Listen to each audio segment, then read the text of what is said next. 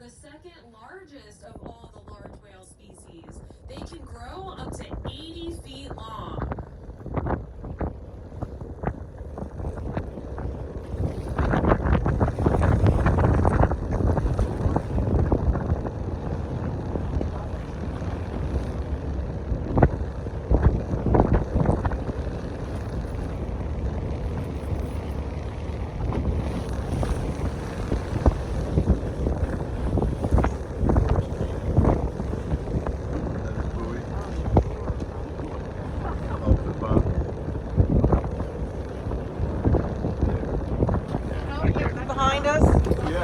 Oh, sounds like our whale's behind us, so we're gonna turn around.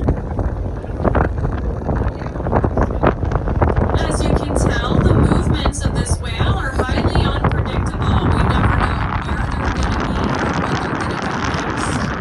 He's making circles around us, feeding crucibles and rubber that are just under the surface.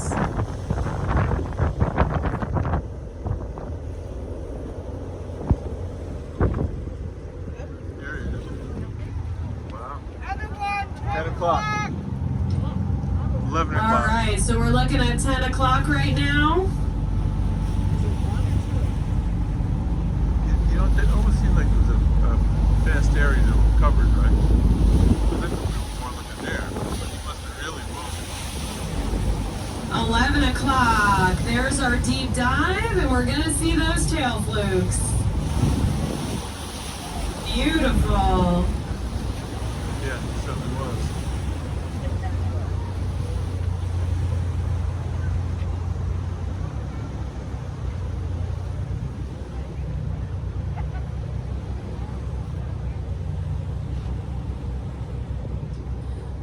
We still hear all the time that people never knew that there were whales here at the Jersey Shore, and definitely not this close to the beach. But the truth is, there were always whales here.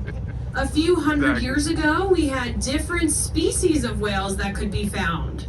We had those finback whales, but also sperm whales and North Atlantic right whales. Zoomed in. It's pretty cool. If you know anything about North Atlantic right whales, you know that they are the most endangered of all the large whale species. Unfortunately, commercial whaling did deplete their populations, so we don't see them in the numbers that we used to. We also don't see the finback whales in the numbers that we used to see. We used to have finback whales here that would come just as close to the beaches as this humpback whale is right now. We didn't see many humpback whales a few hundred years ago, but in the 1980s, we started to see them mainly during the winter time.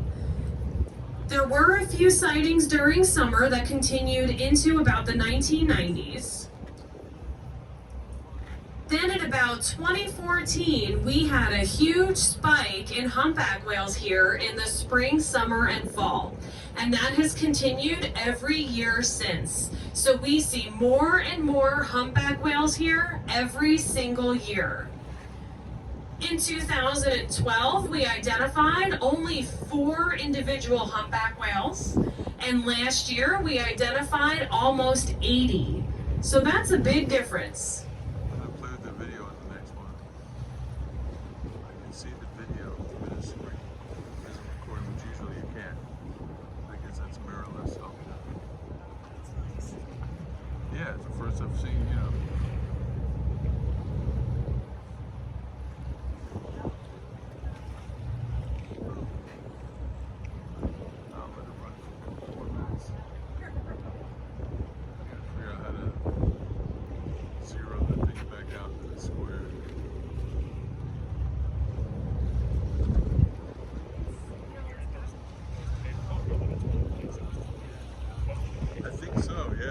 Yeah, absolutely.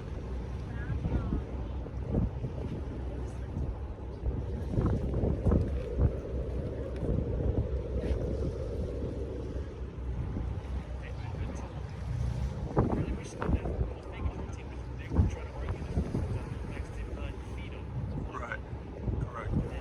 Right. As they were taking every fish out of the ocean. Wow. Oh, He's there right you here. 10 o'clock.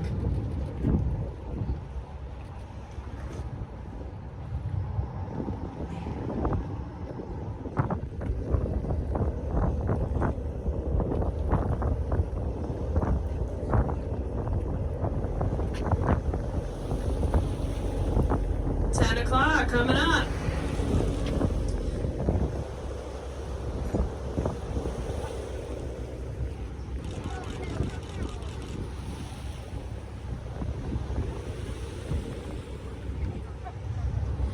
See if I got that.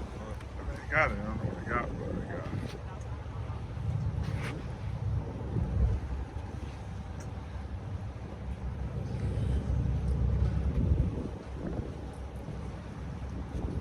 As the whale surfaces, another thing that you might notice are that on its rostrum or its upper jaw, there are these golf ball sized knobs.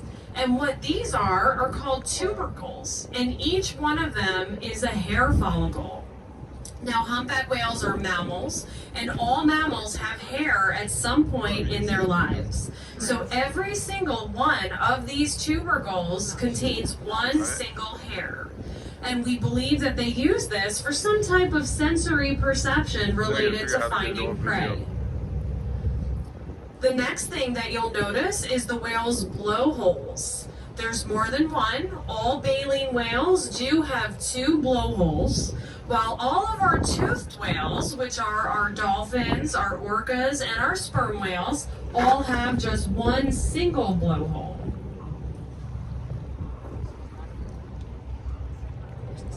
I figured I'd try to figure out the video a little bit before Monday.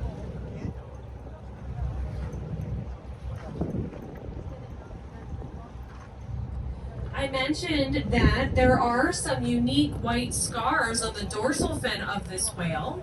These can happen for many different reasons. One thing that we very often see on humpback whale dorsal fins are tooth marks or rake marks from orcas.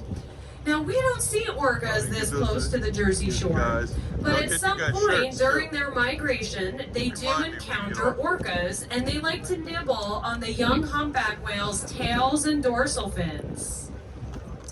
We even have a few whales in our catalog that are missing their dorsal fins. There are many other things that can also leave scars on their dorsal fins and also